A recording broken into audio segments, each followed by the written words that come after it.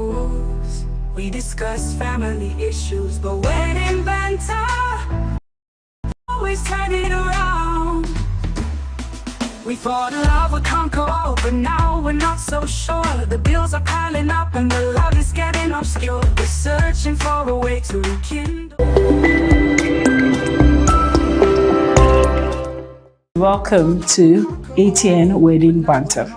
This is a program where we celebrate the beauty of love and marriage, explore the vibrant traditions that define Nigerian weddings, and dive into conversations that matter most to couples and families. Now, for today, we are talking about something very crucial yet challenging in the aspect of marriage. How far is too far when it comes to family influence in marriage? Should religious differences be a deal breaker? And what happens when the future mother-in-law becomes the decision maker? Remember that we are open for advert placements, event coverage, and commercials. You can connect with us on all our ATN socials: Facebook and YouTube, Atlantic Television Network; Instagram and TikTok, Atlantic TV Network 1, and we're on Twitter on Atlantic TV Net. Remember to watch us live on our website on www.atlanticnetwork.tv. We go on a break. When I get back, I will introduce my guests to you and we'll dive into this discussion. Please stay with us. With the Sahara, we bring on-spot news, live analysis, expert discussions on trending stories in politics, business, socio-economic, sports, and documentaries. So catch all your bits on the happenings around the globe. Stay focused on the fact today. On ATN. Why you got to be so cruel? Ooh, making us laugh and sometimes making us feel like fools. We discuss family issues, but when in Banter, you're always turning it around. We thought love would conquer all, but now we're not so sure. The bills are piling up and the love is getting obscure. We're searching for a way to rekindle the flame, but it's hard. Welcome back, and thank you so much for staying with us.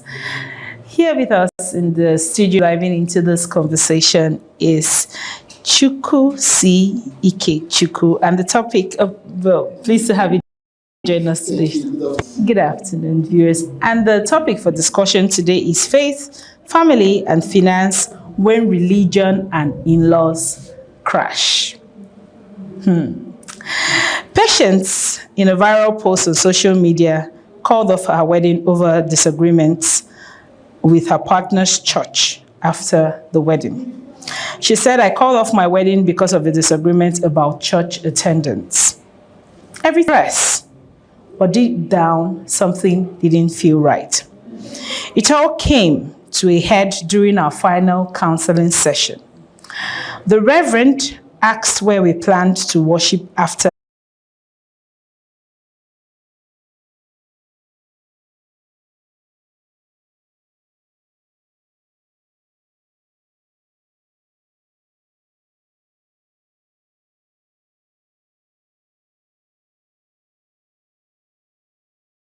already made it clear.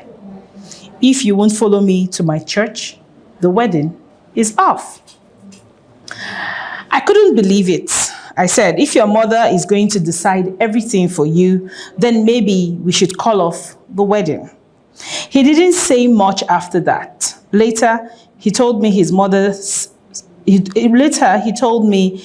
what his mother said after he told her what I had told him. Her response: "Then, indeed, the wedding is off." I tried to fix it. I told him I would go to his church. I begged him to reconsider, not because I didn't mean what I said initially, but because I was scared of how my own mother would take the news. Her health isn't great. I didn't want to be the reason she fainted, or even worse. But it was too late. His mother had made up her mind, and so had he. On the day of the wedding, guests showed up and found an empty aisle. I stayed home, heartbroken and exhausted. People started talking. Some said I dodged a bullet. Others said I was too stubborn. maybe both, where someone else's voice mattered more than mine. So I walked away. The wedding was meant to be a celebration of love. The venue was ready and everything was set. But behind the scenes, a serious issue had come up. While people began to talk, many believed that I avoided a controlling marriage. Others said I had been unfairly pressured. What's clear in all of this is that the wedding didn't happen and that I walked away before committing my life to what I wasn't sure was true to me and to someone I didn't think would accept me. Now, this was on Facebook, talking about this core topic we are about to talk about today. Now, for the sake of discussion, I want to first of all, talk about what are your thoughts as regards religious compatibility in Nigerian marriage? Is love enough when faith differs? Love is very important in every relationship, especially in the marriage relationship. However, love may not be the only ingredients needed for a marriage to succeed. In fact, if you ask me, love should be a concoction of different other things, as it were, a potpourri. Maybe the best one should be a potpourri of different other ingredients that make love what it is. Why should I say I love you? I mean, yes, you can love strangers, but before you say you love somebody to the point of wanting to get married, there are some things you probably have noticed. Those are the ingredients I'm talking about. Right. Maybe, she's educated or he's educated. She respects me or he respects me. I like the family, where she comes from, could even be tribe. Religion, you can't overemphasize the place of religion in marriage. It's not another form of relationship. Maybe colleagues at work. Religion will matter, but play very a little role since we don't live our lives together. And let me tell you why I think religion matter in relationship, especially in marriage relationship. Okay. Marriage, if you ask me, is two people who have decided to become one. Right. And what is religion? Let me even use the secular academic definition of religion, of man's attempt to find God. Right. Let's take that as the basic religion. I know there are some other schools of thought that think differently, but for the sake of this. Now, if we are going to become one, and we have supposedly become one, and we are determined to find God, why should we be looking for God in different directions? You go this way to look for God, I go this way to look for God. So I think to that extent, religion matters. Then you're probably going to have children. At least most married, to the best of my knowledge, intend to have children, whether they finally had or not is a different thing. When the children, especially when it comes to when some religions have some antagonistic views. If it was just for different religions, but when you consider that religions have antagonistic views, how am I going to live with you? And I'm always at your neck concerning your belief, and you're probably always at my neck concerning my belief. All the things about your attempt to find God as it were look devilish to me, and you probably look that. So that means when you start your act of finding God, which is your religion, I'm going to be seeing the devil at work. But then, the difference in religion, can religious differences be successfully managed? Especially, now, I want us to look at it from interdenominational differences and also, run it across board via interreligious differences, because Muslims go to the mosque every Friday. Christians go to church every Sunday.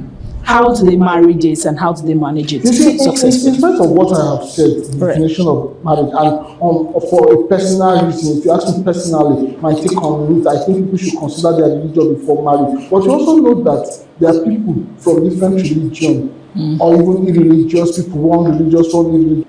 you may see it as challenge. Then, when you consider the interdenominational marriage, the problem may not be, of course, there is doctrinal differences, and there are times when the doctrines may even seem alike. But the thing is that there is always this thing that people say as a family we should attend the same church. So if you have not been able to manage that, like in this case now, if you ask me in this case now, if they had, if they had known such is important to them, that should have been the first thing they should have taken. You know, when I talked about love, having other ingredients that make it up. If I meet you, and you are, like people talk about ticking the box, you meet all the criteria I would want in a person. Now, what are those criteria? If I could say his wife has a tear, maybe inherently the woman should also have left her own father and mother, but the man is the one leaving his father and mother to even things that are not relevant for our age.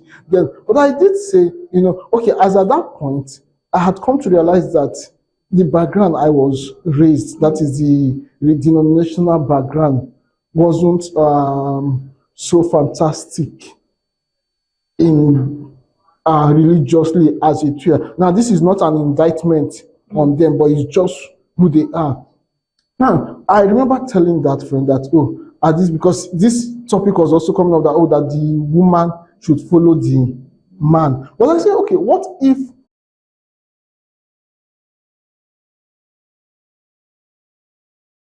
we are going to get married, you'll be going to your own denomination, I'll be going to my own denomination. It's okay if that's what they want.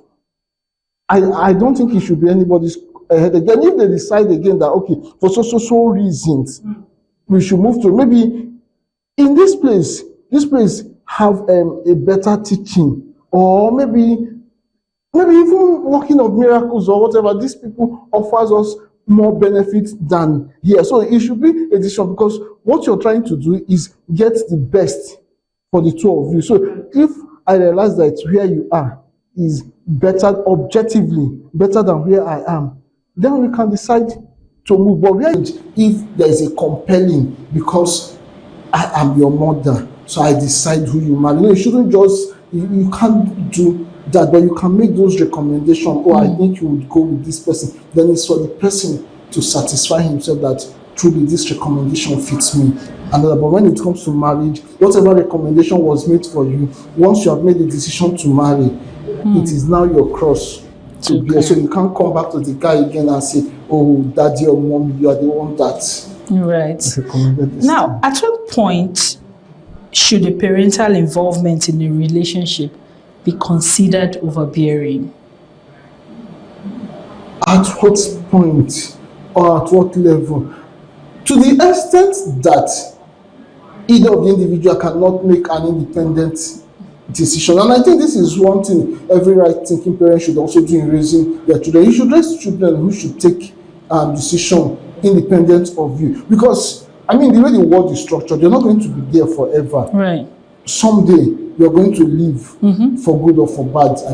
Death could come calling and all that. It feel like he can't think independently. Absolutely. The mom would have influenced that decision, but as at time he has accepted that, just like what I said about having somebody influencing you or recommending somebody for you. By the time I've decided that I'm going with you, the decision is now mine, irrespective of who influenced or who did the recommendation. So if the mom has even given him reason why his wife should be in the same church, if he had bought those reasons as his own, so he would have been the one talking that I think my wife should be in the same church with me for so reason, not because my mother said. Thank you so much. We take a quick break. When we get back, we'll continue this really, really important and interesting decision. Please stay with us. It's not that I'm talking that I'm sweating. It's not that I'm talking that I'm sweating. Welcome back, and thank you so much for staying with us. Now, remember that this is ATN Wedding Banter, and our topic for today is faith, family, and finance when religion an in-laws crash. And I'm here with my really admirable guests. Deliberately escape, let me use your word, escape the important discussion. Right. It's like putting off the evil day. That you have postponed the evil day. Does it mean it will not happen? It will happen, and it will happen. It may happen in a way that would leave you worse off than if you have decided it. You see, I'd rather you call off the courtship than even calling off a wedding. Right. But I would even rather you call off a wedding than calling off the marriage. Or annulling a marriage. Yeah, and you will agree with me that anybody who has gone through this process, in spite of what they feel, you will agree that it would have been better. Right. And don't appreciate what they are going through. If young people who are yet to get married but willing to get married, if they understand what they are going to, maybe they would even make, just maybe if they understood what they are going to, maybe they would even have an outline of what to discuss. So each time they go out, there is something on the table. Some level of intentionality into this discourse. Absolutely. Maybe today, okay, you make up your mind today, okay, what you are going to talk today is money. Okay. Yeah. And so when you go out there, wherever you're going out, and that also, if you're intentional about it, it could also help you decide where you go to for your outing. Maybe you probably want to go in a serene environment where you could have real discussion as against a regular beer parlor where sound and disturbing. And so you could be intentional. Okay, today we are discussing money. Today we are discussing issues. And these things are easy to learn. The world we live in today, you have a lot